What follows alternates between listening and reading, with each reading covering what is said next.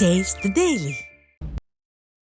கடலூர் மாவட்டம் ஸ்ரீ நெடுஞ்சேரி கிராமத்தில் இறந்தவர்களை மயானத்திற்கு எடுத்து செல்ல பாதை இல்லாமல் பொதுமக்கள் அவதியடைந்து வருகின்றனர். இறந்தவர்களை வயல்வெளி பகுதியில் சேரும் சகதியுமான இடங்களின் வழியாக தூக்கி செல்லும் அவலம் நிலவுகிறது. இதுகுறித்து பலமுறை மனு அளித்தும் விடிய அதிமுக அரசின் அதிகாரிகள் கண்டு கொள்ளாமல் அலட்சியமாக இருந்து வருவதாக பொதுமக்கள் குற்றம் சாட்டுகின்றனர். சிவகங்கை மாவட்டம் திருப்பத்தூரில் பெய்த மழையால் பொதுமக்கள் மகிழ்ச்சி அடைந்தனர். திருப்பத்தூர் பகுதியில் கடந்த ஒரு மாதமாக கடும் வெயில் வாட்டி வதைத்த நிலையில் பெய்த மழையால் வெப்பம் தணிந்து குளிர்ச்சியான சூழல் நிலவியது. இந்த மழையால் பொதுமக்கள் மற்றும் விவசாயிகள் மகிழ்ச்சி அடைந்தனர்.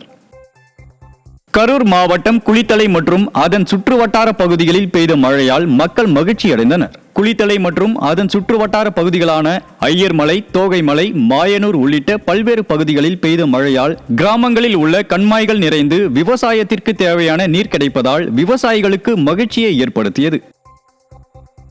கள்ளக்குறிச்சி மாவட்டம் உளுந்தூர்பேட்டை மற்றும் அதனை சுற்றிய 50க்கும் மேற்பட்ட கிராமங்களில் பெய்த மழையால் தாழ்வான பகுதிகளில் தண்ணீர் பெருக்கெடுத்து ஓடியது. சுமார் 1 மணி நேரத்துக்கும் மேலாக மழை பெய்ததில் விவசாயிகள் மற்றும் பொதுமக்கள் மகிழ்ச்சி அடைந்தனர். மேலும் விடிய அரசு போதிய வடிகால் வசதிகளை ஏற்படுத்தாததால் தாழ்வான பகுதிகளில் மழை நீர் பெருக்கெடுத்து ஓடிய நிலையில் பொதுமக்கள் அவதியடைந்தனர். திண்டுக்கல் மாவட்டம் கொடைக்கானலில் ராட்சத மரம் முறிந்து சாலையில் விழுந்ததால் போக்குவரத்து பாதிக்கப்பட்டது. கொடைக்கானலில் சில நாட்களாக மிதமான மழை பெய்து வரும் நிலையில் இன்று ஏரிச்சாலை அருகே மரம் முறிந்து சாலையில் விழுந்ததால் போக்குவரத்து பாதிக்கப்பட்டதுடன் நடைபயிற்சி மேற்கொள்வோருக்கும் சிரமம் ஏற்பட்டது. சரிந்து விழக்கூடிய மரங்களை முன்கூட்டியே கண்டறிந்து விடியா ஸ்டாலின் அரசு அதிகாரிகள் அகற்றி மக்களின் அச்சத்தை போக்க வேண்டும் என வலியுறுத்தப்பட்டுள்ளது. சென்னை வியாசர்பாடியில் வீடு புகுந்து 20 சவரன் தங்க நகைகளை கொள்ளையடித்த சம்பவம் அதிர்ச்சியை ஏற்படுத்தியுள்ளது. காந்திஜி தெருவை சேர்ந்த சின்னப்பா, உமா தம்பதி இருவரும் பணிக்கு சென்றிருந்த நிலையில் வெளியே உள்ள பாத்ரூமில் மறைத்து வைத்திருந்த சாவியை எடுத்து வீட்டை திறந்து 20 சவரன் தங்க நகைகளை மர்ம நபர்கள் கொள்ளையடித்துள்ளனர். நிர்வாகத்திறனற்ற ஸ்டாலின் ஆட்சியில் காவல்துறையினர் செயலிழந்துள்ளதால் திருட்டு சம்பவங்கள் அதிகரித்துள்ளதாக குற்றம் சாட்டப்படுகிறது. சென்னை சென்ட்ரல் ரயில் நிலையம் எதிரே உள்ள போக்குவரத்து சிக்னல் பெரும்பாலான நேரங்களில் செயல்படாமல் இருப்பதால் பொதுமக்கள் ஆபத்தான முறையில் சாலையை கடப்பதாக குற்றச்சாட்டு எழுந்துள்ளது. மேலும் இங்குள்ள சுரங்கப்பாதையில் மழைநீர் தேங்கி நிற்பதோடு மின்சாரமின்றி இருள் சூழ்ந்து இருப்பதால் கடந்து செல்ல அச்சமாக இருப்பதாக பெண்கள் புகார் தெரிவிக்கின்றனர். காவல்துறையை தன் கட்டுப்பாட்டில் வைத்துள்ள பொம்மை முதல்வர் போதிய போக்குவரத்து காவலர்களை நியமிக்காமல் விளம்பர மோகத்தில் மூழ்கியுள்ளதாக குற்றம் சாட்டப்படுகிறது. வரும் 22ஆம் தேதி நவராத்திரி விழா தொடங்க உள்ளதால் தென்காசி மாவட்டம் செங்கோட்டை அருகே கொலு பொம்மைகள் விற்பனைக்கு தயாராக உள்ளன. இளஞ்சி, செங்கோட்டை, காலாங்கரை, தேன்பொத்தை உள்ளிட்ட பகுதிகளில் மண்பாண்ட தொழிலாளர்கள் கொலு பொம்மைகளை பல வடிவங்களில் தயாரித்து வருகின்றனர்.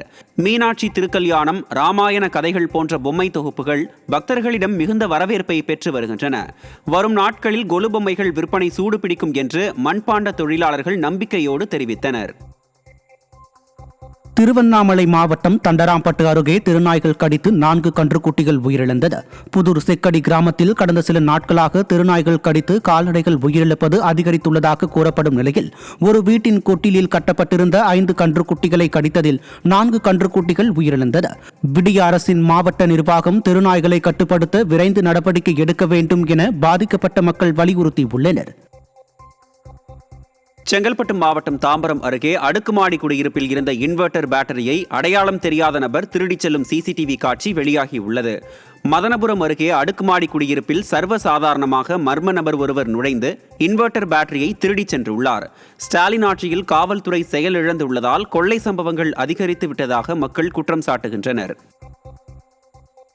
கிருஷ்ணகிரி மாவட்டம் வண்டிக்காரன் கொட்டாய் கிராமத்தில் இருந்து பல்வேறு கிராமங்களை இணைக்கும் முக்கிய சாலை முழுவதும் கற்கள் பகிர்ந்து குண்டும் குழியுமாக உள்ளதால் வாகன ஓட்டுநர்கள் அவதியடைந்துள்ளனர்.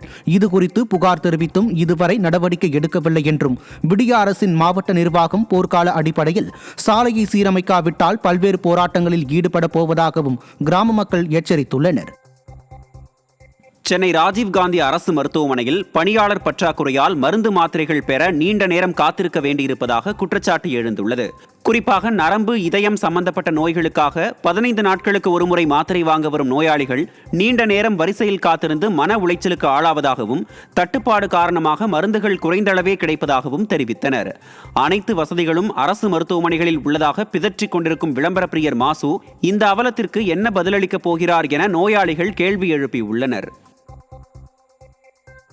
வேலூர் மாவட்டம் கேவி குப்பம் அருகே செம்மரம் கடத்தி வந்த கார் இருசக்கர வாகனத்தின் மீது மோதியதில் 70 வயது முதியவர் உயிரிழந்தார். அர்ஜுனபுரம் பகுதியில் அதிவேகமாக சென்ற கார் எதிரே வந்த இருசக்கர வாகனத்தில் மோதிவிட்டு நிற்காமல் சென்றது. அங்குள்ள இளைஞர்கள் காரை துரத்திச் சென்றதால் காரை நிறுத்திவிட்டு அதில் இருந்த இருவர் தப்பி ஓடினர். காரை சோதனை செய்தபோது அதில் 500 கிலோ செம்மர கட்டைகள் இருந்தது தெரிய வந்தது. படுகாயம் அடைந்த முதியவர் மணி மருத்துவமனை கொண்டு செல்லும் வழியில் உயிரிழந்தார்.